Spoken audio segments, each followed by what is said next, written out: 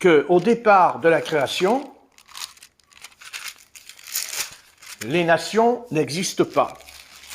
Par exemple, on prend la Genèse,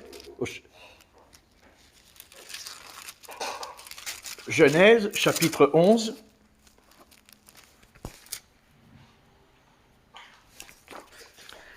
On prend Genèse, chapitre 11. Et verset 1. Genèse, chapitre 11 et verset 1. Voici ce que dit la Bible. Toute la terre avait une seule langue et les mêmes mots.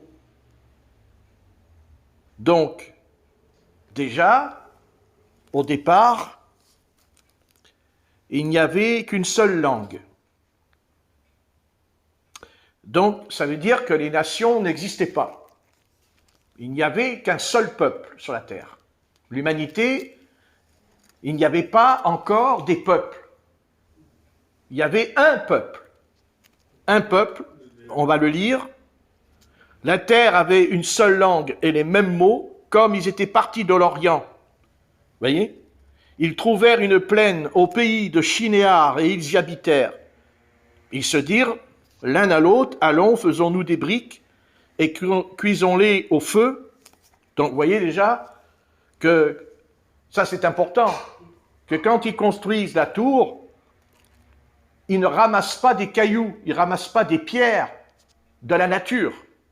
Non, ils les fabriquent. Regardez, ils se dirent l'un à l'autre au verset 3, « Allons, faisons des briques et cuisons-les au feu. » Et la brique leur servit de pierre et le bitume leur servit de ciment. Quand David fait construire le temple, il ne fait pas cuire, il ne fait pas des briques. Le temple, il n'est pas fait en briques.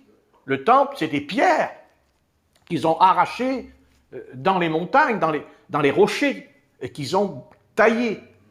Mais là, Nemrod, il ne fait pas une tour, c'est lui, c'est eux, c'est l'homme. C'est l'homme, c'est son œuvre à l'homme. Exactement ce qu'ils font aujourd'hui avec l'Europe.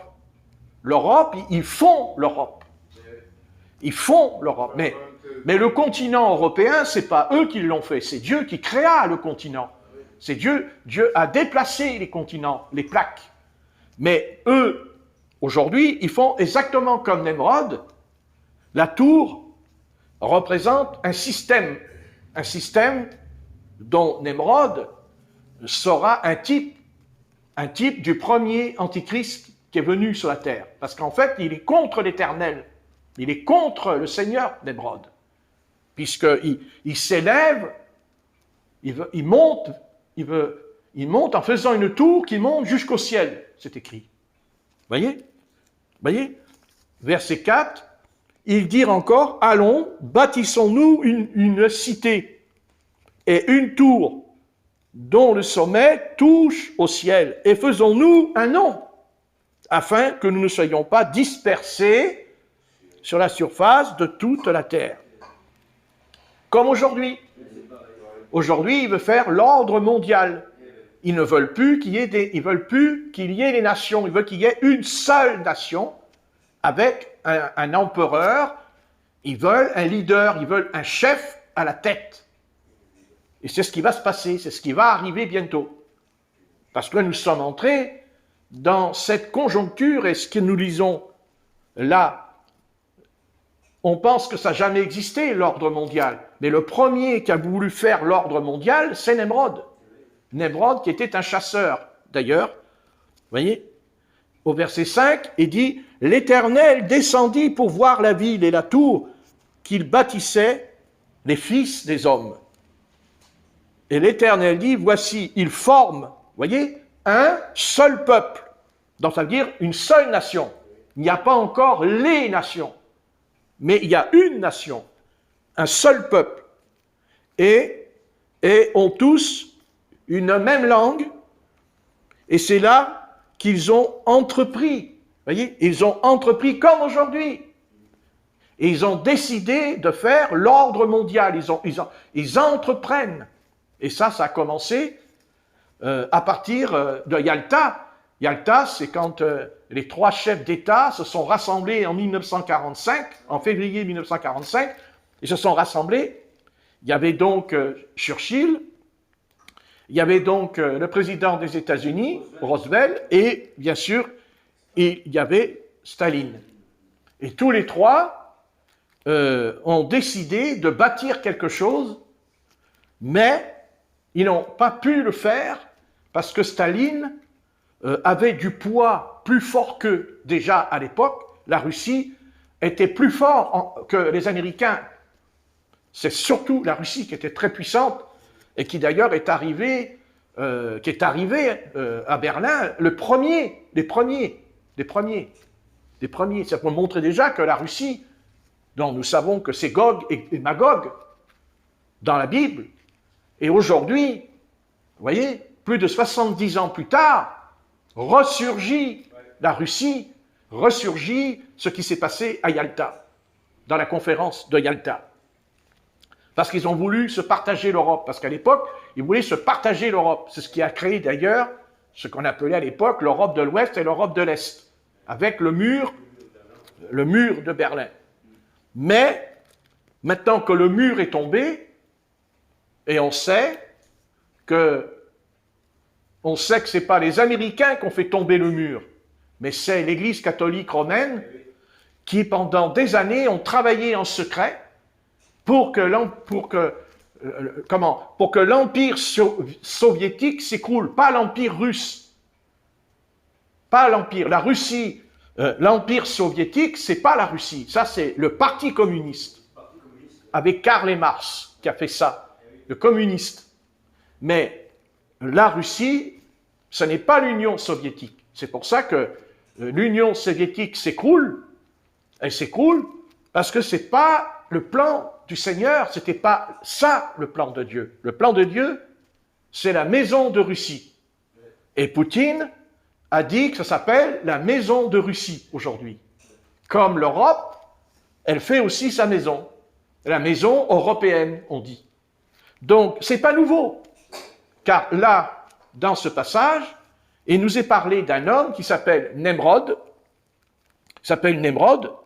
Et cet homme, qui était un chasseur, un simple chasseur, ce n'est qu'un chasseur.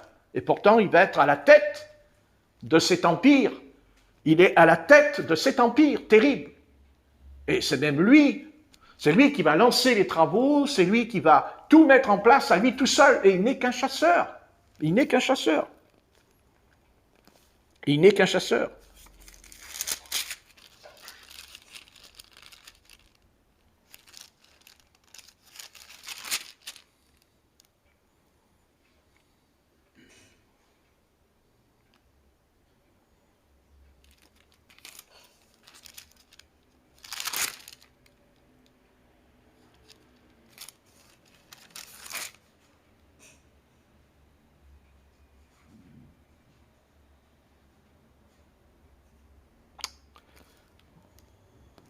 Donc, voilà, on peut lire dans Genèse 10 et verset 8. Genèse 10, verset 8. Genèse 10, verset 8, il dit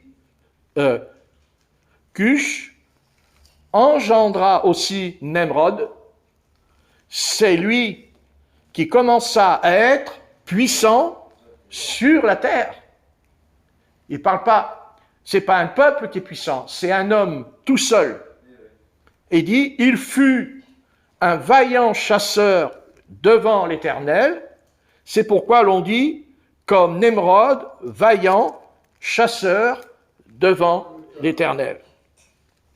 C'est-à-dire qu'en étant chasseur, il était rebelle.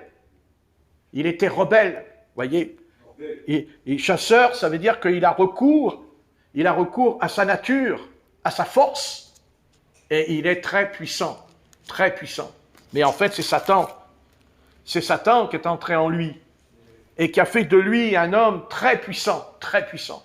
Mais Mais dans Apocalypse, Genèse 11, Dieu est au-dessus de lui. Puisque au verset 5, Genèse 11, verset 5, il dit « Et l'Éternel dit, voici, ils forment un seul peuple et ont tous une même langue. » C'est exactement ce que fait l'Europe. C'est exactement ce que vous vivez aujourd'hui. Leur plan, mais de toute façon, un jour, ils le feront. Et vous verrez qu'un jour, ils voudront qu'on parle une seule langue. Ils ne voudront plus qu'on parle des dialectes. Ils ne voudront plus qu'on ait notre propre langue. Vous dites, c'est pas possible. Si, vous verrez, ils vont le faire. Ils vont inventer une langue, ils vont préparer quelque chose, une sorte de nouvelle langue avec les dictionnaires, et ça viendra. Déjà, ils ne veulent plus de race. Exactement. Et c'est là qu'ils... Voilà. Maintenant, rien ne les empêcherait, vous voyez, Dieu il dit, rien ne les empêcherait de faire tout ce qu'ils auraient projeté. Et c'est ce qu'ils ont. C'est ce qu'il y a en ce moment. Ils ont décidé et veulent faire l'ordre mondial. Mondial. Ils ne veulent plus de nations, ils ne veulent plus qu'il y ait des peuples avec leur culture. Ils veulent détruire, enfin, ils ne veulent pas détruire, ils sont en train de détruire la culture de chaque peuple. Ils ne veulent plus qu'on ait une identité personnelle. Ils veulent qu'on soit tous un peuple uni, mais ça ne peut pas se faire parce qu'il leur manque, je vais le dire le mot, il leur manque l'Antéchrist, il leur manque cet homme, ce super-homme, c'est ce que dira l'apôtre Paul d'ailleurs, il en parlera, l'homme du péché. Il dit l'homme du péché. Voilà. Et bien sûr, cet homme réussira parce qu'il est dit que les habitants de la terre recevront une puissance d'égarement, c'est-à-dire une puissance de séduction. C'est un homme qui va séduire, quand il va parler, il va séduire l'humanité, il va séduire tous les partis politiques, il va les entraîner pour qu'il y ait un seul parti politique, il va supprimer tous les partis politiques qu'il y a sur la terre. Eh oui, vous dites, c'est pas possible. Oui, mais la Bible, elle dit le contraire. La Bible nous enseigne que c'est ce qui va se passer. Et d'ailleurs, c'est les deux livres qui le confirment. Le premier, c'est la Genèse, et le dernier livre de la Bible le confirme, c'est l'Apocalypse. Nous parle au chapitre 18, le chapitre 18 de l'Apocalypse nous parle de la bête, nous parle de Babylone, nous parle justement de la bête, c'est-à-dire l'antéchrist, de cet homme qui va venir. Et alors Dieu dit, descendons, allons, descendons, et là, confondons leur langue, afin qu'ils ne s'entendent plus la langue des uns, voilà. Et verset 8, c'est là que va naître les nations, et l'Éternel les dispersa loin de là sur la face de toute la terre, et ils cessèrent de bâtir la cité. C'est pourquoi on l'appela du nom de Babel, car c'est là que l'Éternel confondit le langage de toute la terre, et c'est là que l'Éternel dispersa sur la surface de toute la terre. Et de là va naître les nations, les peuples, puisqu'ils ne parleront plus la même langue. Donc, ayant chacun leur langue maternelle, d'ailleurs, c'est ce que... Non, attends. Mets-toi à côté. Ah bon. Donc c'est pour ça que quand on lit dans Acte 2 au sujet de la Pentecôte, quand ils disent qu'ils parlèrent en d'autres langues, vous lirez, dans Acte 2, verset 4, quand l'Esprit descend, ils parlèrent en d'autres langues. Voyez, ils parlèrent en d'autres langues. Et donc, en fait, c'est la Pentecôte qui va anéantir, c'est l'Esprit Saint dans la Pentecôte qui va anéantir. Puisqu'il dit, quand on prie, on parle en langue, mais on ne parle pas la même langue. Chacun reçoit un parler en langue différent. C'est ce qui s'est passé dans Acte 2. N'est-ce pas? On peut le lire dans Acte 2. On va le lire. Dans Acte 2, verset 1, Acte 2, verset 1, le jour de la Pentecôte, ils étaient tous ensemble dans le même lieu. Tout d'un coup, il vint du ciel un bruit comme celui d'un vent impétueux, et il remplit toute la maison où ils étaient assis.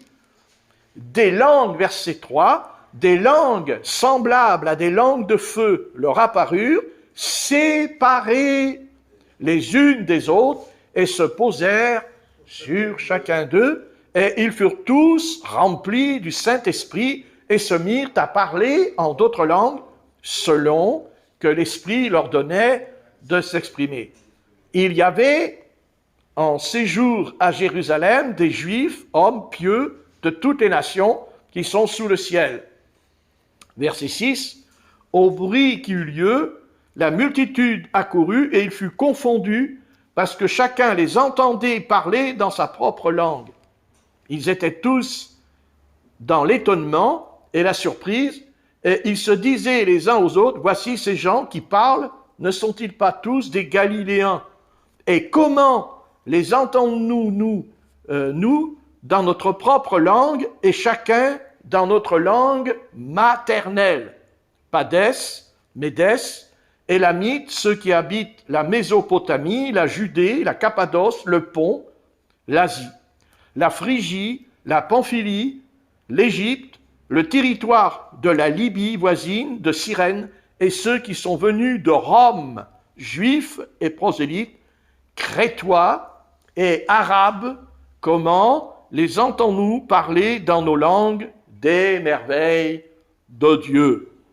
Ils étaient tous dans l'étonnement et ne sachant que penser, ils se disaient les uns à l'autre, que veut dire ceci? Amen. Voyez? Et verset 8, et comment les entendons-nous dans notre propre langue, à chacun dans notre langue maternelle? Voyez?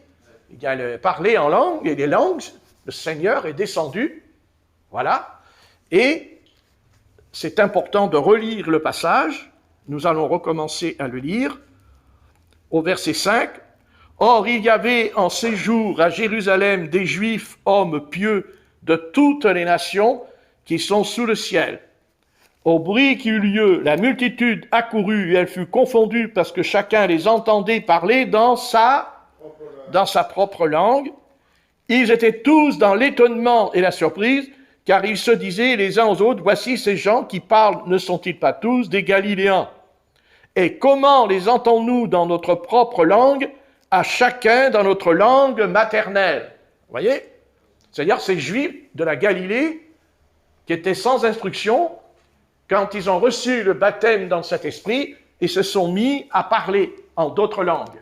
C'est-à-dire, les uns ont parlé, voilà, ils parlaient la langue crétois, arabe, tout ça, ils parlaient les langues.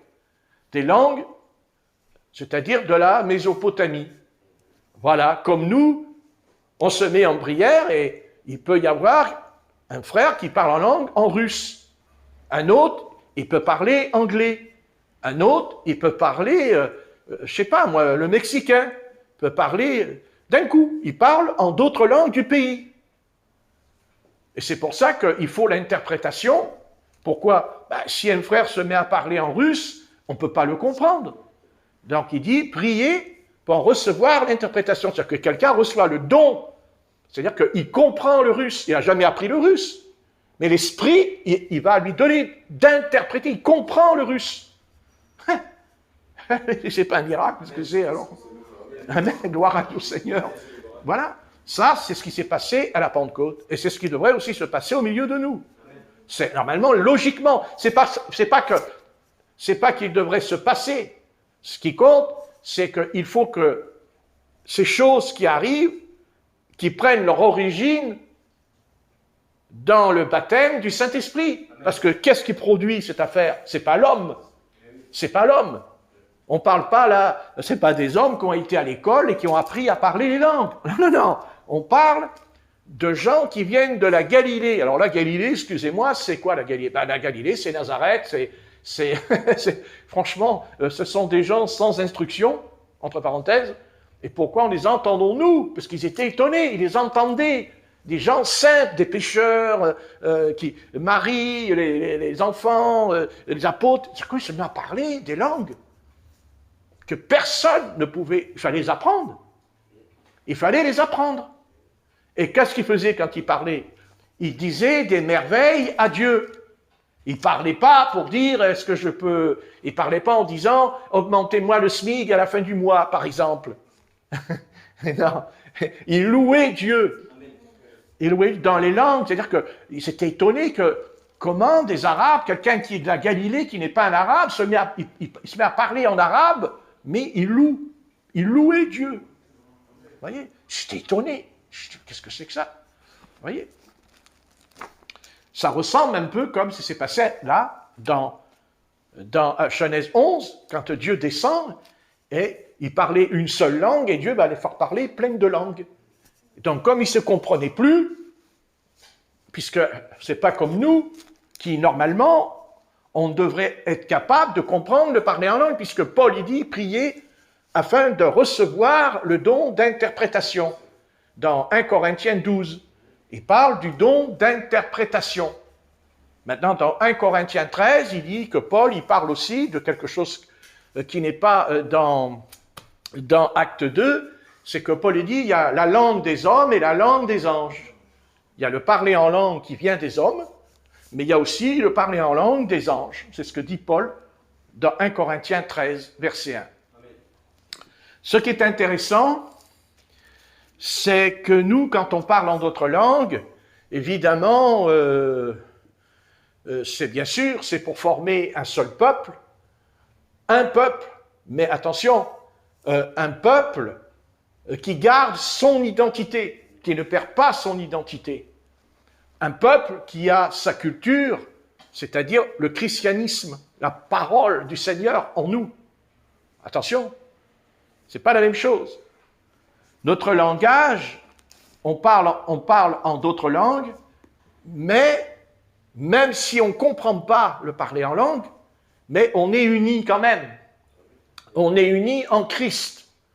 On est unis grâce à l'Esprit de Christ qui est en nous et qui crée en nous cette unité, mais on ne perd pas son identité. On ne perd pas on a chacun notre propre personnalité et Dieu ne détruit pas notre personnalité.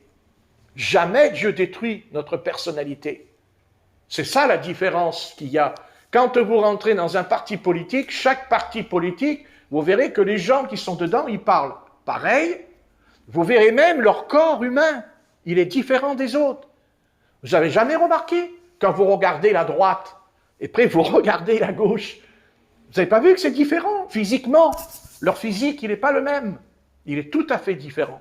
Chaque parti porte l'empreinte du démon. Parce que les partis politiques, ne vous inquiétez pas, enfin, ne vous inquiétez pas, il ne faut pas vous inquiéter, mais peut-être s'inquiéter un peu quand même. C'est que les partis politiques ont un démon. Voilà, ça c'est certain. Elles ont un démon. Chaque parti politique a un prince de démons. C'est ce prince qui, bien sûr, les dresse, parce que les démons ne s'entendent pas du tout entre eux, parce qu'on dit que les démons, ils s'entendent, ce n'est pas vrai. Au contraire, les démons se frappent entre eux, ils se déchirent entre eux. Ce sont des êtres, c'est des êtres infâmes. Ce sont des êtres, d'abord, quand on dit démon, on parle de la haine. Ce sont des êtres qui sont remplis de haine. On ne peut même pas encore comprendre la haine qu'il y a en eux. Il y a en eux la haine, il y a en eux la vengeance. Parce qu'ils ont en eux, ils veulent se venger contre nous.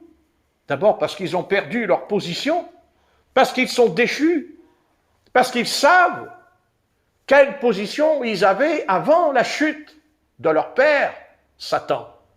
Parce que ces démons, eh bien, ils ont suivi, vous comprenez, ils ont suivi Satan dans la révolte, car Satan se révolte contre l'Éternel et il va entraîner un tiers. Il dit qu'il a entraîné un tiers. Vous voyez, des anges, il les a entraînés, ils l'ont suivi. Mais ils sont déchus, parce qu'ils sont devenus des êtres immondes. Dieu a maudit leur corps. Il a maudit le corps de ces êtres, comme il maudira le serpent quand il lui dit « tu ramperas, tu mangeras la poussière de la terre ».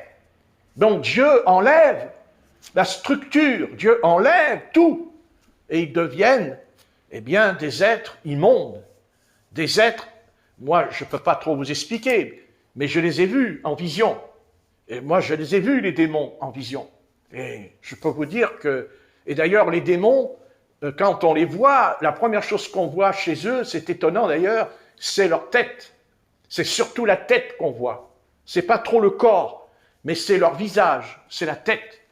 Et moi, je les ai vus, et je vous garantis que je les ai vus. J'en ai vu plusieurs. Et je sais que quand ils m'ont regardé, je ne peux pas vous expliquer, mais c'est horrible.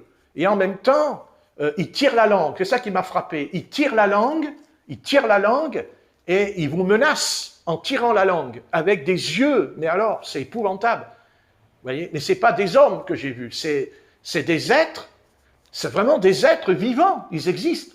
Mais ce sont des gens, mais des êtres, je veux dire, bon, de toute façon, ce n'est que haine.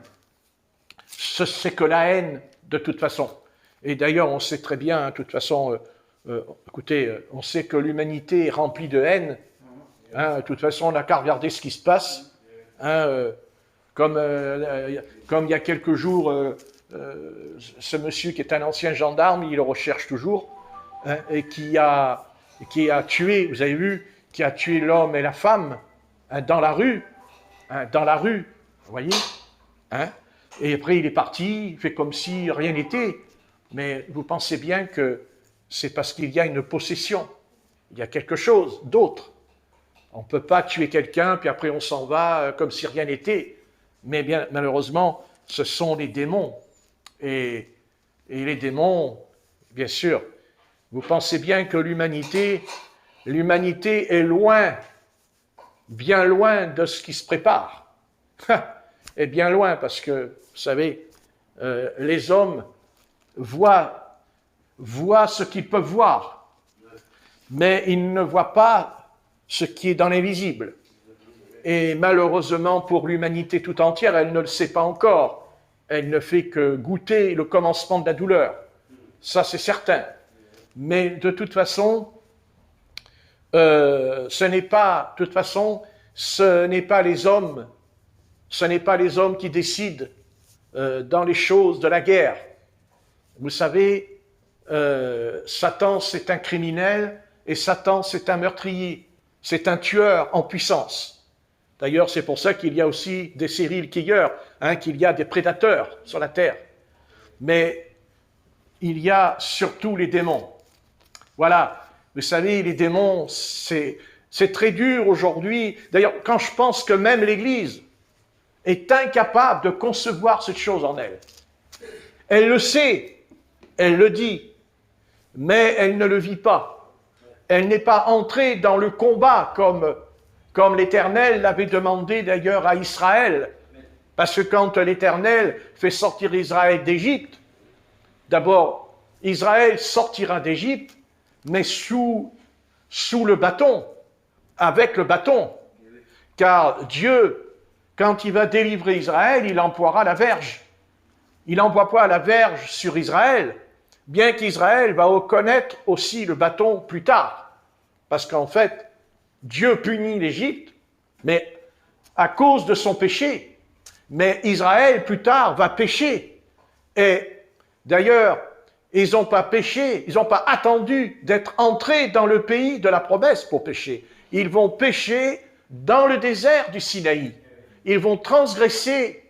Ils n'ont même pas encore reçu les 10 commandements. Ils n'ont même pas encore reçu la loi qui pêche en disant à Aaron, fais-nous un Dieu qui marche devant nous. Vous voyez ? Et comment ils pouvaient avoir un Dieu qui marche devant eux, puisque en haut du Sinaï, il y avait le prophète. Il y avait celui qui a été choisi par l'Éternel pour représenter l'Éternel, pour montrer que l'Éternel guide le peuple. Mais eux, quand ils ont vu que Moïse ne descendait pas de la montagne, Ils ont dit, ah ben alors, Moïse, parce qu'ils avaient les yeux. Mais comment on peut fixer ses yeux sur une idole? Comment on peut fixer ses yeux sur une statue? Comment on peut croire qu'un veau va vous diriger? Comment on peut croire qu'un veau va vous bénir? Non mais attendez, mais c'est incroyable. Ah, mais Moïse, on le voit. Moïse, on peut parler avec lui. Mais là, le veau, il ne peut pas vous aider. Et c'est ça le péché d'Israël. C'est ça la transgression d'Israël. C'est ça le péché d'Israël. Et Dieu ne les a pas épargnés. Dieu n'a pas attendu qu'ils commettent tous les péchés qu'ils commettront plus tard. Même la maison de Juda, tous les rois de Juda seront punis tôt ou tard, parce qu'ils ont péché contre l'Éternel. C'est pas seulement Israël qui pêche, c'est aussi la maison de Juda qui va pécher, quand il y aura eu le schisme, après la mort de Salomon. Donc, Dieu n'a pas attendu. Dieu, quand il voit le péché, il ne fait pas de cadeau. Dieu ne fait pas de cadeau. Que ce soit son peuple qu'il chérit, ou que ce soit une nation qui est contre lui, Dieu emploiera le jugement. Et Dieu emploiera le jugement. Et Dieu punit et châtie tous ceux qui se rebellent contre lui, parce qu'il est Dieu. Parce qu'il est un Dieu vivant et vrai. Et surtout, parce que Dieu, c'est un Père. Et Dieu n'aime pas qu'on lui désobéisse. Parce que la Bible dit qu'un fils qui se rebelle doit être châtié par son Père. Donc, Dieu n'a pas attendu, vous voyez, dans le désert, dès qu'ils pêchent, qu'est-ce qu'ils font? Eh bien, ils vont boire leur péché.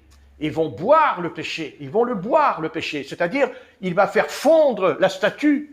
Il fait fondre le veau d'or et il les fait boire. Vous n'avez qu'à lire dans le livre de l'Exode. Ils vont boire le péché. Ils vont le boire.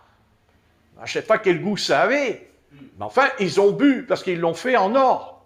Ils ont bu de l'or. Vous comprenez? Voilà. Et ils ont bu. Et ce veau d'or a pu être conçu parce qu'ils avaient gardé dans leur sac, ils avaient emmené les souris en or de l'Égypte. C'est avec ça qu'ils ont fait le veau d'or, vous voyez. Donc, ils sont sortis d'Égypte. Mais ils ont emmené avec eux. Ils ont pris avec eux. Ils ont pris avec eux. Ils ont, vous voyez, et ils ont gardé avec eux quelque chose du monde. Il n'y a pas de pardon, il n'y a pas de cadeau, il n'y aura pas de cadeau. Et je plains. Et vous savez, l'apôtre Paul nous met en garde, parce que quand on dit « Mais quand est-ce qu'on saura que le Seigneur revient ?» D'ailleurs, le Seigneur emploiera une phrase avant son retour. « Trouverai-je encore de la foi quand je reviendrai ?» Et pourquoi le Seigneur dit « si je trouve de la foi ?» Il veut dire par là que quand le Seigneur va venir, il y a quelque chose avant qui va se mettre en place, non pas dans le monde, mais dans l'Église. Ça s'appelle l'apostasie. Ça s'appelle l'apostasie. Et qu'est-ce que c'est que l'apostasie? L'apostasie, ce sont ceux qui ont connu le Seigneur. Ce sont ceux qui ont lu la Bible. Ce sont ceux qui sont venus dans une église et qui ont entendu la parole de Dieu, mais ils ne veulent pas obéir. Ils ne veulent pas venir à Christ. Ils ne veulent pas suivre le Christ. Car quand on dit l'antichrist, ça veut dire quoi? Ça veut dire être contre lui. Et être contre lui, c'est ne pas le suivre. Être contre lui, c'est aller dans le monde. C'est pour ça qu'il a dit, celui qui est ami du monde est ennemi de Dieu. Donc tous les frères, tous les sœurs, tous les pasteurs qui n'obéissent pas à la parole de l'Éternel, même les jeunes, s'ils ont été en contact avec la grâce de Dieu, mais qu'un jour ils refusent d'obéir, ils refusent de prendre le baptême, ils refusent, eh bien qu'ils le veuillent ou non, ils ont reçu en eux cet esprit d'antichrist, parce qu'ils sont contre le Christ. Si on désobéit à Christ, on est contre lui. C'est où on est avec lui, ou on est pour lui, ou on est contre lui. Il n'y a pas de solution. Et nous savons que Jésus revient. Pourquoi? Pourquoi nous proclamons avec tant de conviction que Jésus revient? Mais parce que nous sommes en train de vivre ce que l'apôtre Paul a dit. Prenez dans 2 Thessaloniciens. Prenez 2 Thessaloniciens, chapitre 2. Nous allons lire ce que l'apôtre Paul dit justement au sujet de l'Antichrist, mais au sujet de cette époque qui va venir, ou qui est déjà là, et qui est déjà là. C'est ça le problème, parce qu'on dit toujours ça va venir. Mais non, on est en plein dedans. 2 Thessaloniciens, chapitre 2. Et ça m'a intéressé tout à l'heure, parce que en me réveillant tout à l'heure, c'est-à-dire à 3 heures du matin, donc ça fait beaucoup tout à l'heure, 3 heures du matin, ça fait déjà des heures sur ma tête. Mais enfin bon, j'ai fait une petite sieste après quand même, hein. Bon, jusqu'à 2 heures d'après-midi. Bon, faut pas le dire. Alors, 1 Thessaloniciens, chapitre 2 et verset 1. 2 Thessaloniciens, il dit, regardez, c'est intéressant. 2 Thessaloniciens, chapitre 2, verset 1. Il dit, pour ce qui concerne l'avènement de notre Seigneur Jésus-Christ et notre réunion avec lui, nous vous prions, frères, de ne pas vous laisser facilement ébranler dans votre bon sens et de ne pas vous laisser troubler soit par quelques inspirations, c'est-à-dire ceux qui apportent là des révélations comme, admettons, allez, les 7 tonnerres par exemple, soit par une parole ou par une lettre qui semblerait venir de nous, comme si le jour du Seigneur était déjà là. Car à l'époque de Paul, il y avait déjà des frères et des sœurs qui disaient que le Seigneur était revenu. Mais oui. Mais l'apôtre Paul, lui, il va redresser le problème. Il dit, non, n'écoutez pas ces frères et sœurs, n'allez pas dans ce chemin. Pourquoi? Parce qu'il dit, que personne ne vous séduise d'aucune manière, car il faut quoi? Il faut quoi? Il faut que l'apostasie soit arrivée. Voilà le mystère. Il faut que l'apostasie soit arrivée auparavant. Et qu'on ait vu paraître l'homme impie, le fils de la perdition. Donc, vous voyez, quand on dit qu'on va être enlevé avant que le Seigneur revienne, c'est pas vrai, là, le texte, c'est pas ce qu'il dit, le texte, là. Il dit non. Il dit que personne ne vous séduise d'aucune manière, car il faut que l'apostasie soit arrivée. Car, c'est quoi qui suit l'apostasie? Pourquoi l'Antichrist vient? Parce qu'il y a justement l'apostasie. Mais l'apostasie, c'est pas le monde. L'apostasie, c'est l'Église qui est tombée dans, on va dire, dans le sommeil. Elle est endormie, elle est engourdie. Elle suit le monde. Elle se conforme au monde. Elle se complaît dans le monde. Voyez, elle a un pied dans le monde et un pied dans l'Église. Et qu'est-ce que dit l'apôtre Paul? Et qu'on ait vu paraître, ça c'est intéressant, et qu'on ait vu paraître l'homme impie. Donc ça veut dire qu'on le verra, qu'on ait vu paraître. Voilà. Et pourquoi le Seigneur permet qu'on le voie? Parce que ça démontrera qu'il revient. C'est ça que l'apôtre Paul veut démolir chez ceux qui disaient le Seigneur est déjà revenu. Non, Jésus-Christ n'est pas revenu, car il faut d'abord qu'il y ait l'apostasie. Et l'apostasie, elle n'a pas commencé maintenant, elle a commencé déjà du temps de l'apôtre Paul, puisqu'il y avait des frères et des sœurs qui racontaient que Jésus-Christ était revenu. Eh bien oui, mais ça c'est l'apostasie. Voyez? C'est comme la fin des temps. Voilà. Et on est dans l'apostasie. C'est-à-dire quoi? Parce que vous voyez le monde dans l'homosexualité. Non. L'apostasie, c'est quand quelqu'un qui a connu le Seigneur et qui l'abandonne. C'est quelqu'un qui a eu les choses, comment vous expliquer, qui a été éclairé par la lumière de l'Écriture et qui ne veut pas obéir au Seigneur. Cette personne-là est apostate et elle est dans l'apostasie, point, c'est tout. Alors prenons garde, nous aussi, de ne pas abandonner Christ, de ne pas le laisser, car il y a beaucoup qui laissent le Christ. Et même s'ils vont à l'assemblée, ça ne veut rien dire. Ils peuvent venir à l'assemblée parce qu'ils sont religieux, mais au fond d'eux-mêmes, ils ne sont pas soumis, ne sont pas soumises à Christ.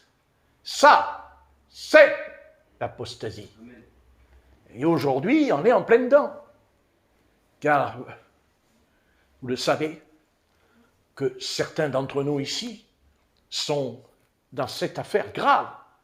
Et je crois que s'il y a un message à leur dire, s'il y a quelque chose à leur dire, c'est ça qu'il faut leur lire. C'est ce passage qu'il faut leur montrer en disant, mon enfant, prends garde parce que là, ça te concerne. Parce que Paul, il dit, l'apostasie, avant que le Seigneur revienne. Et si quelqu'un est dans cette position, quand l'impie viendra, il ne pourra jamais renoncer à lui. Parce que il nous est parlé d'un homme qui s'appelle l'impie. Et cet homme-là, quand il viendra, autant quand Christ vient dans ta vie, c'est aussi un homme qui vient dans ta vie. Jésus-Christ s'appelle le Fils de l'homme. Et quand le Christ vient dans ta vie, même si on ne le voit pas, le Saint-Esprit en nous, nous savons que le Fils de l'homme est en nous, mais nous savons aussi qu'il va revenir sur les nuées. Et aussi parce qu'il nous a promis que nous aurons part à la première résurrection. Gloire à Dieu. Donc, il faut arriver à comprendre que c'est très grave et c'est extrêmement dangereux parce que l'apostasie, c'est un mélange du christianisme avec le monde. C'est le monde avec le christianisme. Il y a un compromis. D'ailleurs, on n'entend que ça en ce moment, parce que s'il y a un pays qui parle de ça, le compromis, c'est bien notre pays. Hein? Voilà, nous avons un gouvernement de compromis. Et n'oubliez pas que le diable, il fait des compromis avec nous. Il dit, si tu signes en bas, tu auras une voiture, tu auras une maison. Si, ça existe tout ça. Parfaitement. Et donc, c'est très important de ne pas faire de compromis avec Satan. À un moment donné, il va falloir que ces âmes-là fassent bien attention, parce qu'après, ça sera trop tard. Et comment ça sera trop tard? Parce qu'il y a aussi quelque chose qui va faire que c'est trop tard, c'est que le Christ, quand il revient, il va nous enlever. Il va nous enlever. Et là, c'est trop tard. Parce que nous, c'est clair, on s'en va, enfin, j'espère qu'on va s'en aller. J'espère que nous ne sommes pas des apostates ce soir, que nous ne sommes pas dans le péché, dans l'iniquité, que nous ne sommes pas là des tordus, n'est-ce pas? Qu'on est bien droit dans ses souliers, et que, comme dit la Bible, prenez les souliers de l'Évangile. Donc, l'Évangile, lui, il est clair. Le Christ est très clair dans l'Ancien Testament. Dieu a toujours dit à Israël, tu ne vas pas collaborer avec les nations, au contraire, tu vas les frapper, tu vas les punir. Mais attention, tu punis les nations, non pas parce que toi tu es juste, non pas parce que toi tu es droit, Israël. Non, je punis les nations parce qu'elles sont méchantes contre moi. Et toi aussi, Israël, le jour où tu seras méchante contre moi, je te punirai. Et c'est ce que Dieu a fait. Dieu a puni les nations, mais il a puni aussi le peuple d'Israël en se servant d'une nation païenne, c'est-à-dire Babylone. Et oui, Dieu s'est servi de Nebuchadnezzar pour punir Israël.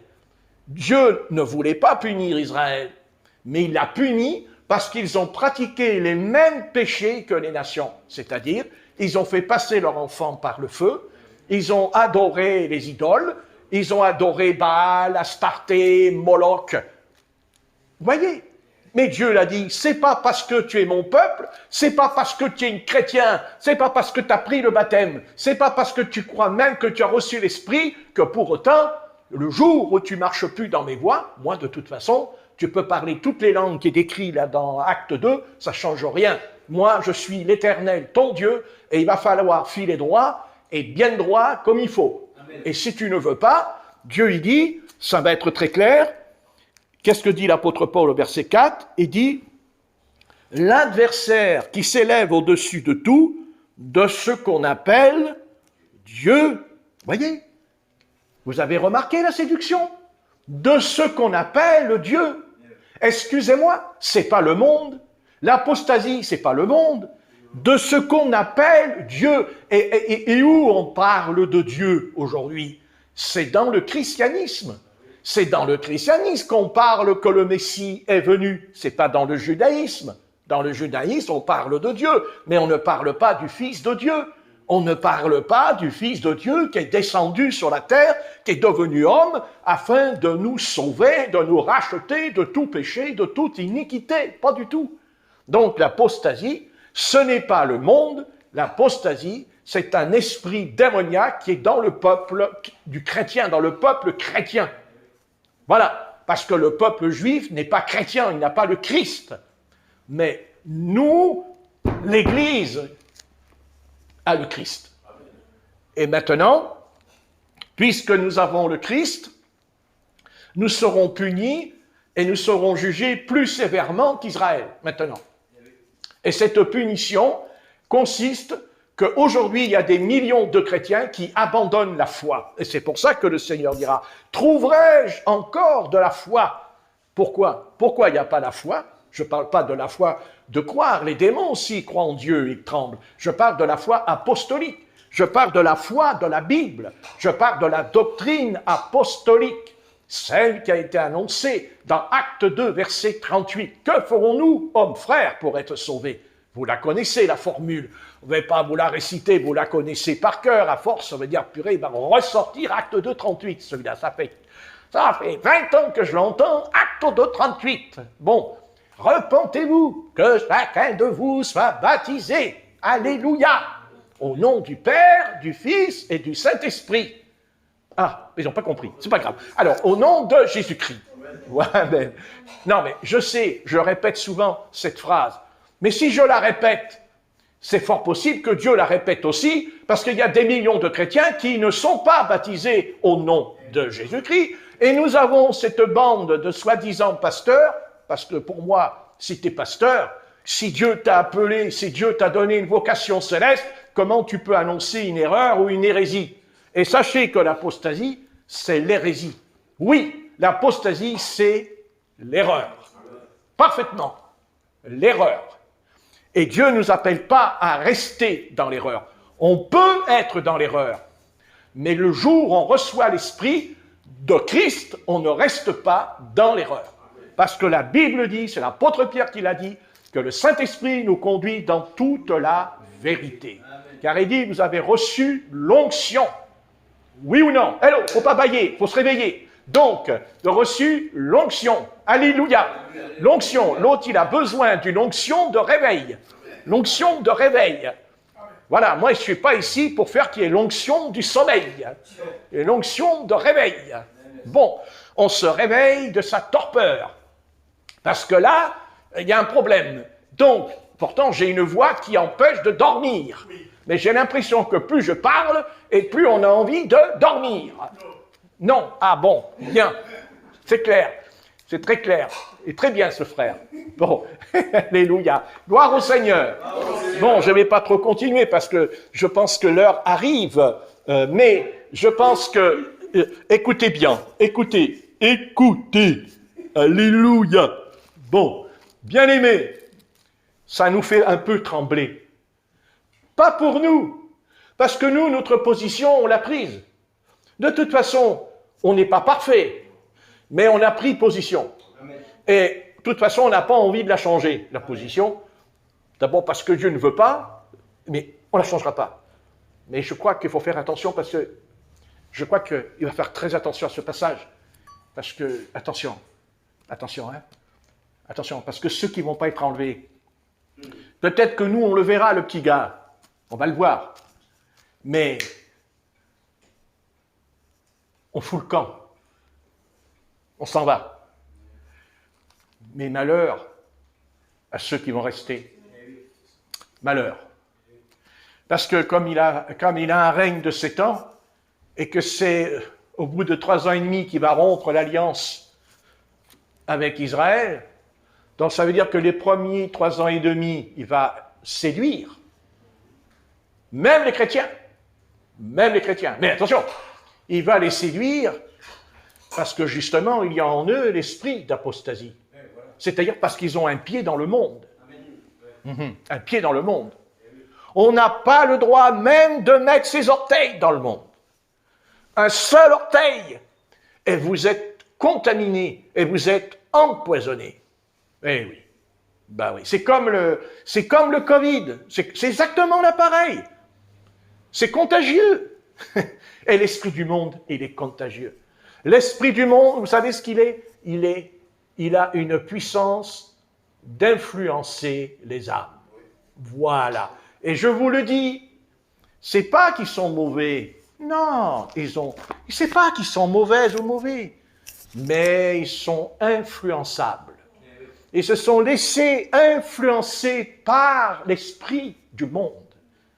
Mais l'Antichrist, il ne sort pas du royaume des cieux, il sort du monde. Son origine, elle est du monde. C'est ce que dira Jésus, le père du mensonge. Le père du mensonge. Le monde. Le monde. Bien sûr qu'il faut vivre dans le monde. On ne peut pas faire autrement. Et Dieu veut qu'on reste dans le monde pour rendre témoignage. Pour rendre témoignage du Christ. Amen. Justement. Pour permettre à ceux qui sont sincères de sortir du monde. Comment se fait-il que cette Église est tombée si bas? Mais je sais qu'elle est riche. Mais elle est très riche, cette Église. Mais le diable aussi, il l'a dit au Christ.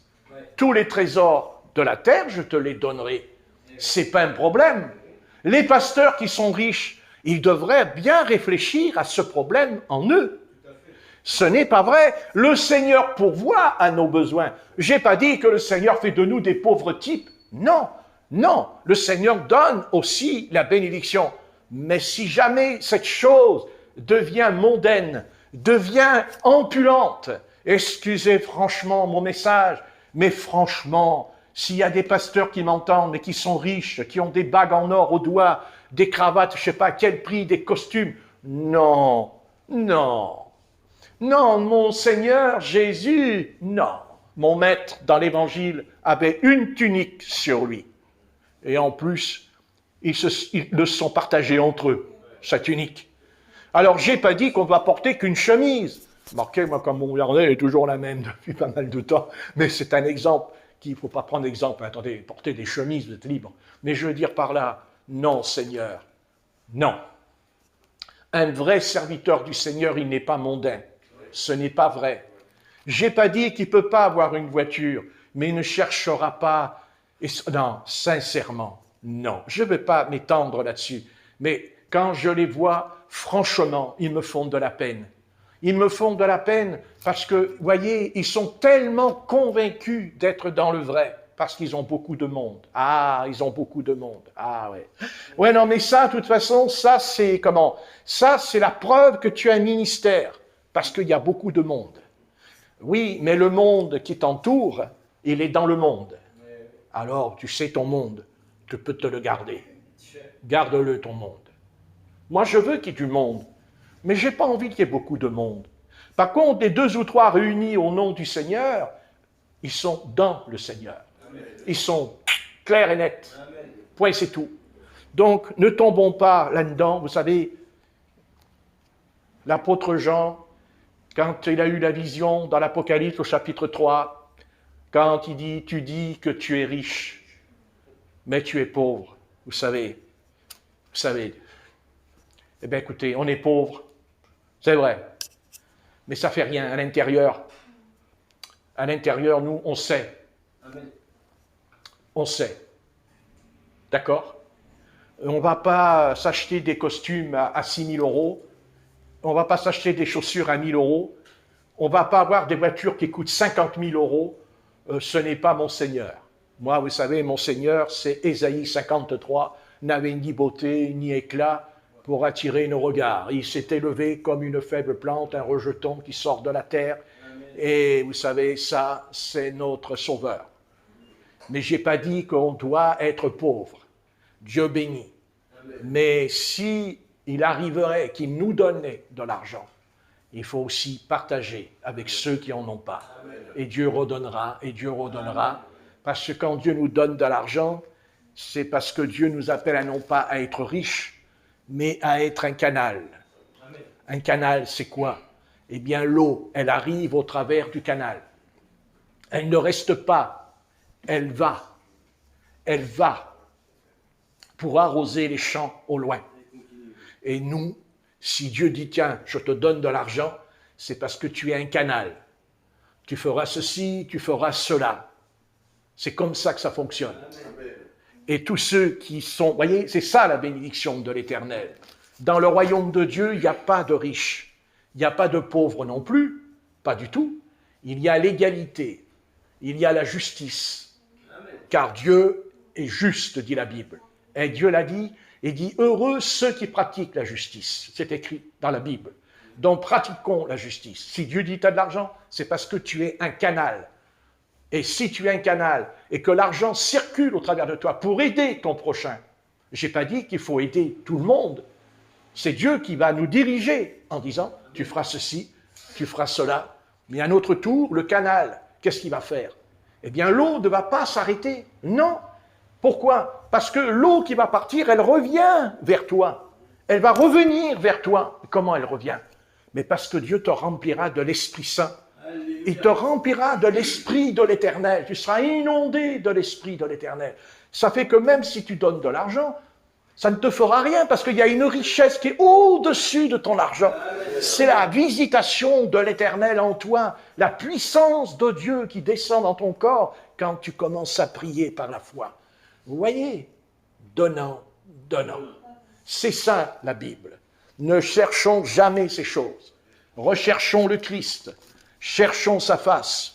Prions et surtout apprendre à étudier la Torah, à étudier la Bible, à passer du temps à étudier la Bible.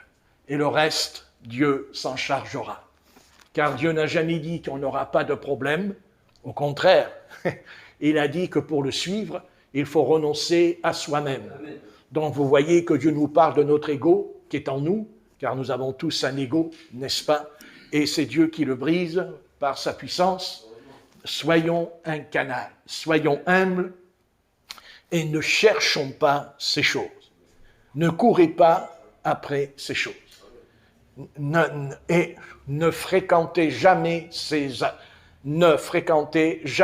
serviteurs de Dieu.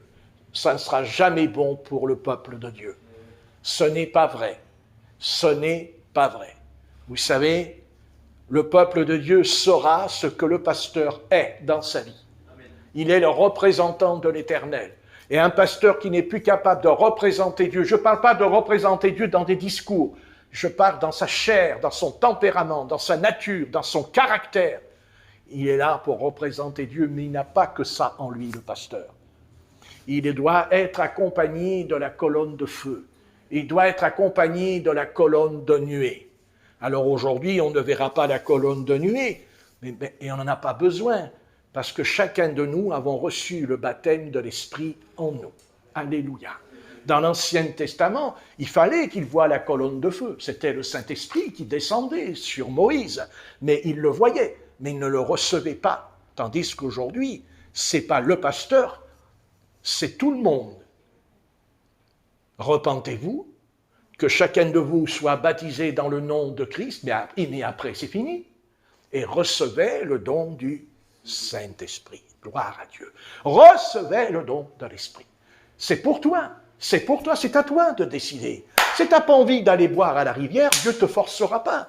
Ça dépend de ton désir. Amen. Si tout à l'heure, tu n'as pas envie de prendre ta Bible, de prier un quart d'heure pour dire « Seigneur, remplis-moi de ton esprit », Dieu ne le fera pas. Pourquoi voulez-vous que Dieu fasse couler une rivière puisque vous n'avez pas envie? Dieu ne fait jamais quelque chose qu'on ne veut pas. Jamais. Même si Dieu nous a appelés à une vocation, quand l'apôtre Paul est appelé sur le chemin de Damas, ça n'empêche pas que l'apôtre Paul, il jeûne pendant 3 jours quand même. Hein? Amen. Ah ben oui. D'accord? Il jeûne, et qu'est-ce que fait le Seigneur? Il va envoyer un frère. Il aurait pu envoyer l'apôtre Pierre. Tiens, c'est curieux. Pourquoi il n'a pas envoyé l'apôtre Pierre chez l'apôtre Paul? Mais pourquoi? Mais pourtant, il y avait l'apôtre Pierre qui a été envoyé chez Corneille, qui a un ange qui est venu pour lui dire « Va chez Corneille ». Pourquoi il n'y a pas un ange qui est venu dire à l'apôtre Pierre, à l'apôtre Jacques, « Ce que vous voulez, allez le voir, l'apôtre Paul ». Ils n'ont pas été. Marquez, ils n'auraient pas été, ils auraient la trouille. Ananias, il le dit d'ailleurs. Hein. Qu'est-ce qu'il dit? Oui, mais Seigneur, tu sais tout le mal que ce frère a fait. Il n'y va pas. Mais le Seigneur, mais non, ne t'inquiète pas. Je l'ai choisi. Ah bon, alors, si le Seigneur dit qu'il a... Hein? Anania, on ne parle plus de lui. Hein? Anania, on n'en fait pas tant d'histoire de cet homme. Et pourtant, c'est lui qui va imposer les mains à l'apôtre Paul. C'est lui qui fait que l'apôtre Paul est guéri par le Christ. N'est-ce pas lui qui lui impose les mains? N'est-ce pas lui qui va lui administrer le baptême? Et le baptême, il le fait où? Dans la maison de l'apôtre Paul. Il n'y a pas de frère, il n'y a pas de sœur autour de lui, à l'apôtre Paul. Vous n'avez qu'à lire, acte 9. Ça se passe dans la petite maison, entre lui et l'apôtre Paul. Ah oui, il n'avait ni beauté, ni éclat pour attirer nos regards. N'est-ce pas? Hein? Ah oui, ils veulent tous un grand ministère aujourd'hui. Hein, quand vous voyez les vidéos, avec tout ça, là, ils dansent, ils sautent en l'air, avec les instruments, la guitare, la batterie, et vas-y, ils se tapent dans les mains. Et mais Ananias, lui, quand il va chez l'apôtre Paul, hein, il la ramène pas trop, hein? Hein? Va dans la rue qui s'appelle la droite. Ah, il y a la droite ici, tiens. Donc, intéressant ça. Il n'a pas dit la gauche, il a dit la droite. Hein? L'apôtre Paul, il dit, j'habite dans une rue qui est à droite. Mais vous savez que ça fait partie aussi de quelque chose dans la Bible, hein, la droite. C'est marqué que Dieu est assis à la droite, Jésus-Christ, pas à la gauche. Pas à la gauche. La gauche. C'est pour ça que la gauche, elle ne croit pas en Dieu, d'ailleurs. C'est curieux, ça aussi. Il y a des choses curieuses comme ça, hein, au XXIe siècle. Bon, enfin, passons, bien aimé. Vous voyez, Ananias n'a pas cherché. Mais ça me plaît, ça. Ça me plaît beaucoup. Ouais. Comment penser qu'un petit gars comme ça, un petit bonhomme, hein, qui était là, dans sa chambre, en train de prier, et le Seigneur lui dit, va. Ouais, il y va. Oui. Et pourtant, ouais, quel instrument. S'il avait su jusqu'où, enfin il l'a su, parce qu'il a dû aussi le voir, l'apôtre Paul, c'est obligé plus tard, mais oui. Mais quand il a vu l'œuvre qui s'est accomplie au travers de cet homme, hein, alors que lui, quand il rentre dans la chambre, il n'a là qu'un homme qui est aveugle, parce qu'il est aveugle. Donc déjà, comment il aurait pu écrire les lettres? Expliquez-moi. Les lettres. Ben oui. Ah, c'est pas le grand évangéliste qui passe à la télévision. Ah non. Ah non. Ah non. Ah non. Non. C'est un petit gars, un petit frère, qui va chez un homme, qui frappe à la porte. Bonjour, Saul de Tarse. Parce qu'il ne savait pas qu'il s'appelait Paul encore à l'époque. Ah non, il s'appelait Saul de Tarse. Et il lui dit, le Seigneur m'est apparu, il m'a dit, voilà, je t'impose les mains, retrouve la vue. C'est pas un grand ministère, ça, hein? Non. Ah ben non. Ah ben attendez. Mais, voilà, c'est ça, obéir au Seigneur. Et plus tard, vous savez, plus tard, il y en a un autre aussi. Et alors lui, par contre, il a connu la gloire, lui. Mais la gloire, il va la quitter. C'est Philippe. C'est Philippe. Il rassemble les foules. Il prêche le Christ. Il dit que les démons criaient dans la réunion, les paralytiques, les aveugles, les sourds, j'étais guéri. Puis d'un coup, il y a un ange qui vient le voir et dit, dis donc, Philippe, on va quitter le réveil. Tu quittes le grand réveil que tu es en train de faire, là. Ah bon? Ah ben Seigneur, je suis en plein réveil, moi. Mais regarde tous les baptêmes que j'ai faits. J'ai même baptisé un imbécile, dis donc. Simon le magicien. Il baptisé un imbécile. Ah, parce que lui, c'est un imbécile, lui. Ah ben oui, c'est un imbécile. Quand il dit « je vous donnerai de l'argent », ah ouais, comme si on peut donner de l'argent à Dieu pour avoir un don. Non mais lui, il aurait dû aller voir un psychiatre, lui, il n'est pas clair. Mais Philippe, il va quitter le réveil, et il s'en va. Et qu'est-ce qu'il fait? Il va où? Dans le désert de Gaza. Et qu'est-ce que le Seigneur il lui dit? Tu vas dans le désert et tu vas voir un char au loin. Tu vas t'approcher du char, et dans le char, il y a un homme. Il y a un homme. Il n'y en a pas deux. Il y en a un. Il a quitté des milliers de personnes pour aller voir un homme. Un homme. Le Seigneur dit, monte dans le char. Il ne monte pas dans le char lui-même, hein. Il dit, monte dans le char. Monte dans le char. Chez toi, écoute. Et voilà. Et qu'est-ce qu'il fait, Philippe? Il dit, oh là là, tu es un intendant. Oh là là, tu es un Africain de l'Éthiopie, tu es un intendant, tu es important, tu es venu à Jérusalem.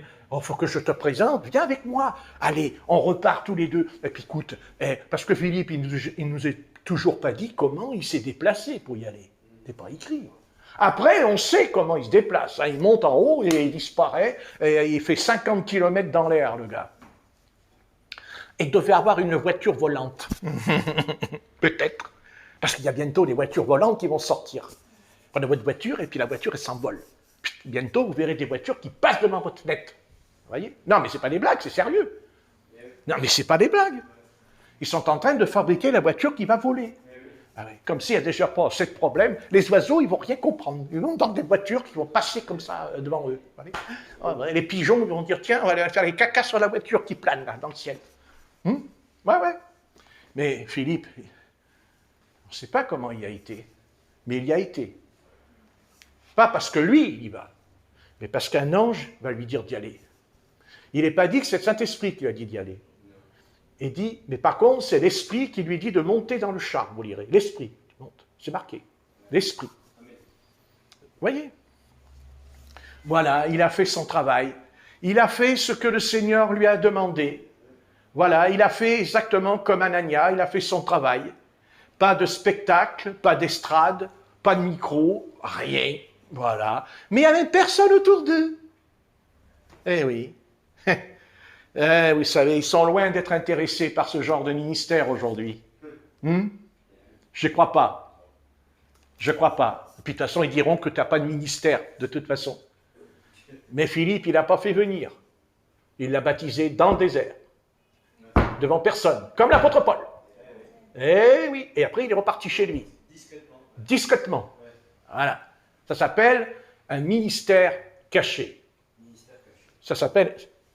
Un peu comme j'ai un peu ministère caché, Patrick, quand même. Un petit peu, quand même. Mais c'est très bien. Mais c'est très bien. Mais j'en suis bien content. Ah! Ah! Putain, il y a un ange, je colle la porte. Bon, il faut que je m'arrête. Mais je termine. C'est intéressant ce que je viens de dire quand même. Non, mais c'est vrai. On ne fait pas attention des fois dans la Bible à ces petits détails. Eh bien, c'est pareil pour vous. Voilà. Quand le matin vous dites, ça il faut le faire. Non, mais c'est vrai. Vous dites, Seigneur, écoute, je m'en vais. Si tu veux bien me placer une âme sur ma route, Seigneur, fais que je sois capable de... Vraiment que je sois capable. Même s'il n'y en a qu'une. Et même s'il n'y en a qu'une dans l'année. Mais il y en a toujours une. C'est ça qui compte. Voilà. Et Dieu, vous voyez, il a dit à Philippe, tu laisses tomber le rêve. Non, tu laisses tomber la foule, c'est écrit, la foule. Et tu vas aller dans le désert chercher une âme. Et cette âme, ça peut être aussi un membre de ta famille. Ça peut être tes enfants, ça peut être tes parents.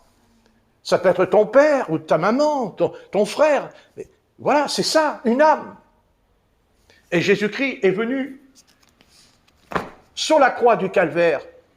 Le Seigneur, il ne sauve pas une foule, il sauve un voleur, un brigand, un criminel, un seulement. Il y en a deux, mais il y en a qu'un qui est sauvé. Vous voyez, il n'y en a qu'un. Vous voyez ce que je veux dire?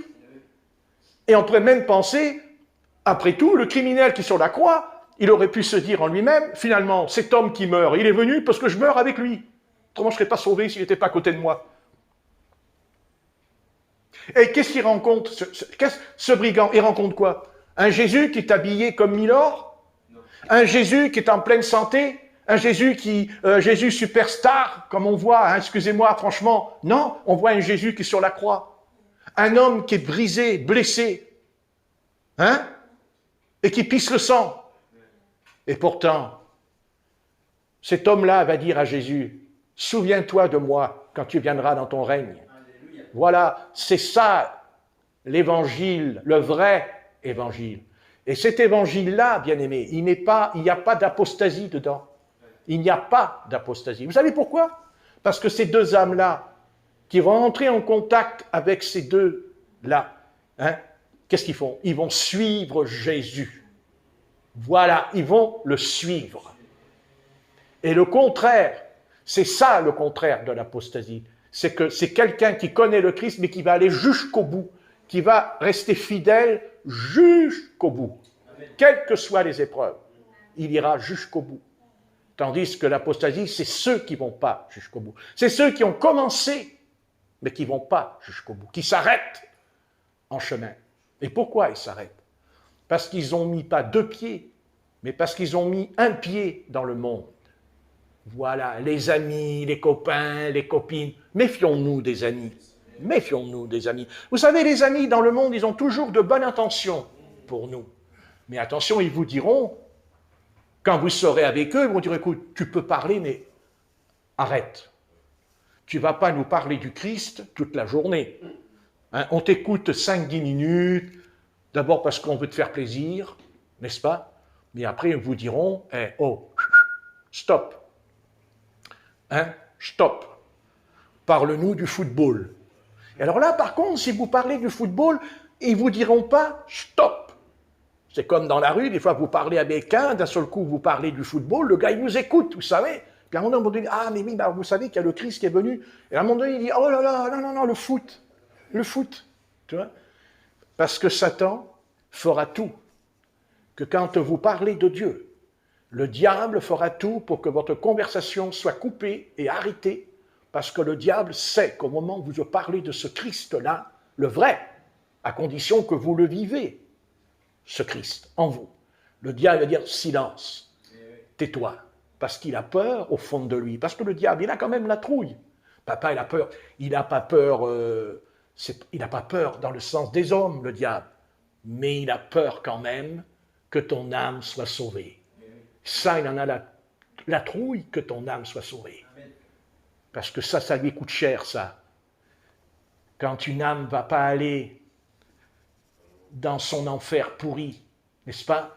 Vous savez, lui, le diable, il ne dort jamais et il ne chôme jamais. Croyez-moi, quand vous parlez du Seigneur à quelqu'un, vous n'avez jamais remarqué comment, vous n'avez pas vu comment ils font la technique pour que vous essayiez de parler d'autre chose. C'est pas vrai? Même si vous parlez de la pluie, ils sont soulagés. Vous leur dites, ah, mais oui, mais la météo, elle a dit. Le gars dit, ah oui, c'est vrai. Puis l'instant, vous commencez à dire, ouais, mais le Seigneur t'appelle à la repentance.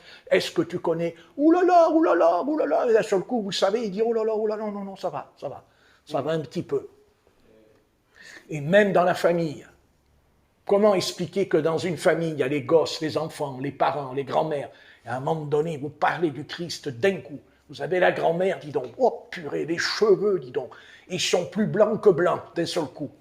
Hein? La grand-mère, elle commence à changer, elle se lève, elle dit, tu ne veux pas boire un café, tu ne veux pas manger? En fait, elle sait qu'on n'a pas envie de manger. Mais en le disant, elle veut que la conversation s'arrête. Elle veut qu'il n'y ait plus de conversation au salut de Dieu. Vous voyez, mais c'est que c'est vrai en plus. C'est incroyable cette histoire-là. Et vous pouvez aller dans tous les peuples de la terre, ils ont le même esprit en eux. Dès que vous parlez de ça, ça ne colle pas. Mais vous pouvez parler de tout, il n'y a pas de problème, ils sont d'accord. Vous leur dites, ah, hier j'étais à la piscine, tout ça. Ah oui, t'étais à la piscine. Oh là là, c'était bien, alors qu'est-ce que t'as fait à la piscine? Ah ben à la piscine, je me suis promené et tout. Et t'as pas vu les jeunes filles là, qui n'avaient pas le soutien-gorge avec les seins en l'air?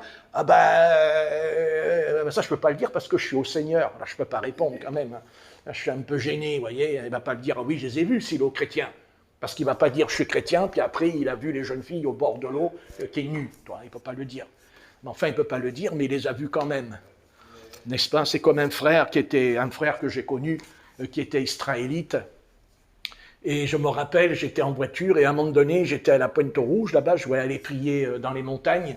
Et à un moment donné, j'ai vu ce frère qui était en bas sur la plage. Alors là, j'ai garé ma voiture parce qu'il était entouré par des jeunes filles du monde qui étaient avec les seins en l'air. Alors là, j'ai dit, ça suffit maintenant. Allez, je garde la voiture, je descends, j'ai dit alors, je dis pas son nom, hein. J'ai dit, ben alors voilà, qu'est-ce que tu fous là? Il dit, mais qu'est-ce que c'est? Qu'est-ce que tu fous avec les jeunes filles? Il m'a dit, ben j'évangélise. Ah, tu évangélises? Ah, c'est super, dis donc. Et il m'a dit, mais toi là, comment ça se fait que t'es pas habillé comme il faut là? Il m'a dit, mais il fait chaud, mon frère. Et moi, vous savez, c'est l'Esprit de Dieu qui a répondu en moi. Je lui ai dit, tu sais, mon frère, en enfer, il fera encore plus chaud. Et les filles, elles sont parties. D'un coup, elles sont parties. Ouais. Ouais, j'ai dit, en enfer, il fera encore plus chaud. Tu verras bien. N'est-ce pas? Donc, vous voyez, on est des chrétiens. On n'est pas parfait. On a aussi des failles en nous. Mais attendez, à un moment donné, il y a une frontière qu'il ne faut pas traverser. Et on le sait très bien. Même avec nos familles, on sait qu'à un moment donné, stop. On ne va pas plus loin. C'est pas facile, parce que c'est aussi nos parents, on les aime. Mais à un moment donné, parents ou pas parents, qu'est-ce que dit la Bible? Ce qui est né de la chair est chair, et ce qui est né de l'esprit est esprit. Et comme dit l'apôtre Paul, quel rapport y a-t-il entre la chair et... Il n'y en a pas. Seigneur, merci pour ta parole, merci pour ton esprit, merci pour ta lumière. Car quand tu nous parles, il y a toujours la lumière. La prédication est là, justement, comme une lampe, afin d'éclairer ceux qui sont autour de la table, car nous ne devons pas mettre la lampe sous la table, mais sur la table, afin d'éclairer ceux qui sont autour. Seigneur, nous te remercions, parce que tu nous as accordé la lumière, non pas la lumière du soleil, non pas la lumière du jour, mais la lumière divine, celle qu'on ne voit pas avec nos yeux, mais dans le Verbe, car c'est ce que tu étais. Au commencement était le Verbe, et le Verbe fut homme. Eh oui, c'est ça, le Verbe. C'est pour ça qu'il faut que notre esprit soit pur, soit saint, afin que le Verbe qui est en nous, qui est Christ, car c'est ce que nous avons reçu, la parole éternelle, la parole qui est une épée à double tranchant, et elle coupe, elle sépare, elle tranche, elle sépare, et nous aussi. Ton esprit sépare l'ivraie et le blé, et sépare la bonne semence et la mauvaise semence, car tu as dit que quand tu reviendras, tu enverras tes anges, et c'est eux qui vont venir chercher la moisson, ceux qui sont vraiment à toi. Et comment on est à Dieu? Parce qu'on a d'abord reçu l'Esprit de Dieu. Ensuite, l'Esprit de Dieu qui est en nous, nous forme, comme l'argile, car l'argile se laisse former par les mains du divin potier. Amen. Merci, Père éternel, tu es le potier, et nous sommes l'argile. Tu as formé les nations, mais tu les as créées parce que tu voulais qu'une nation vienne parmi toutes les nations, afin de pouvoir les former, les enseigner, les corriger. Cette nation s'appelle Israël. Mais Israël n'a pas su garder tes commandements, n'a pas su obéir, alors elle aussi a été punie, a été frappée par le jugement de l'Éternel. Voilà, Seigneur, tu es un Dieu droit et intègre. Tu es un Dieu juste. Voilà, c'est comme ça. Quand la civilisation de Ninive a voulu, Seigneur, pécher contre toi, alors tu es venu et tu leur as dit, repentez-vous. Dans 40 jours, dans 40 nuits, tu vas disparaître. Tu vas être englouti dans un tremblement de terre. Mais la Bible dit que le roi de Ninive, même les animaux, se sont repentis devant ta face. Tu as enlevé la colère qui était sur Ninive parce qu'ils t'ont demandé pardon. C'est tout simple. C'est pareil pour nous, en cet instant, dans notre monde, dans cette société corrompue d'entendement, mais tu tends encore la main. Tu tends la main, mais en même temps, dans ta main, il y a aussi un bâton. Un bâton pour frapper, pour corriger, pour punir, comme tu as puni aussi les enfants d'Israël. Exactement, même Moïse, ton pasteur, ton prophète, quand il n'a pas voulu circoncire Kirshom, son fils, eh bien tu as dit, Moïse, tu vas mourir cette nuit. Il a fallu que Séphora trouve un morceau de pierre coupante, elle a coupé le prépuce de son garçon, et la colère de l'Éternel s'est retirée sur Moïse. Voilà, Moïse ou pas, et pourtant l'Éternel lui dit, va en Égypte, libère Israël, mon peuple, et dans la nuit, Dieu dit, je vais te tuer. Il y a un paradoxe, mais en vérité, il n'y a pas de contradiction. Il y a simplement que Dieu punit quand on pêche, Dieu punit, Dieu frappe quand on fait quelque chose de mal, et quand on fait quelque chose de bien, alors il nous récompense. Amen. Seigneur, merci pour toutes ces choses, et tâchons de ne pas rechercher la gloire des hommes, ne pas rechercher l'honneur. Non, ne faisons pas, ce n'est pas bon. Je te remercie parce que je ne fais pas partie de cette troupe. C'est pas que moi je suis meilleur qu'eux, mais Seigneur, c'est parce que tu l'as pas voulu et tu m'en as empêché au travers des épreuves et des difficultés. Mais je suis conscient que ça ne me plaît pas, que je ne suis pas intéressé et je n'en veux pas dans ma vie. Je veux simplement être comme Anania, être comme Philippe. Tu me dis va là, je vais là. Tu me dis descends, je descends. Tu me dis monte, je monte.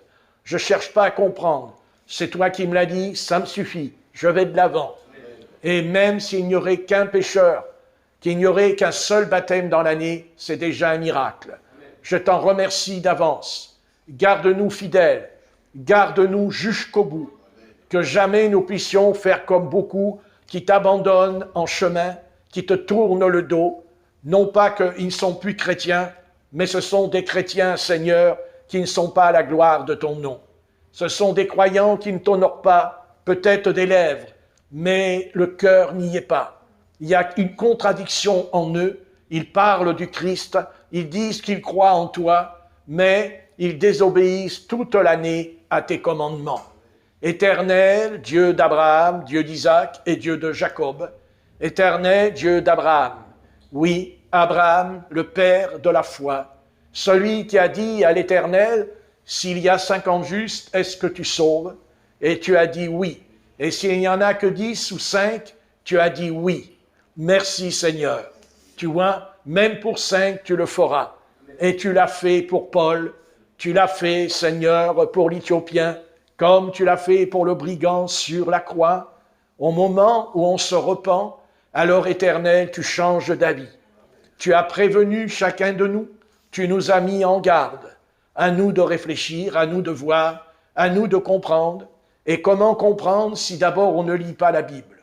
On ne peut pas comprendre Dieu si on ne lit pas son livre. Parce que Dieu est caché dans la Bible, mais il enlève le voile, fur et à mesure que notre cœur l'aime et l'adore, alors il déchire le voile, et non seulement il ne nous laisse pas en dehors du voile, mais il nous fait entrer dans le lieu très saint, car c'est là que se trouve la gloire de la Tchékina. Voilà ce que nous avons besoin, non pas de la foule qui nous entoure pour nous faire des compliments, mais simplement pour entrer dans le lieu très saint. Et là, nous sommes en prière et nous constatons, nous ressentons la présence divine à l'intérieur de notre âme. C'est ça, notre nourriture, c'est notre nourriture, c'est notre pain quotidien, c'est notre eau, oui, notre eau, car le Christ a dit, vous, enfants d'Israël, vous avez mangé le pain dans le désert, la manne, mais moi je suis le pain descendu du ciel. Et celui qui mangera ce pain n'aura plus faim et n'aura plus soif, parce que je suis le pain de vie descendu d'en haut. Merci Éternel, car tu es descendu, tu es remonté. Mais un jour nous monterons aussi. Tu nous l'as promis que tu viendras nous chercher et qu'en un clin d'œil, nous serons transportés comme Philippe qui a été transporté, oui, comme Élie qui a été transporté, comme Enoch qui a été enlevé. Nous te remercions d'avance, car si nous obéissons à tes commandements, si on se soumet à ta loi, non pas la loi des Juifs, non pas la loi c'est ça, du judaïsme, ça ne m'intéresse pas, parce que Paul nous a délivrés de la loi.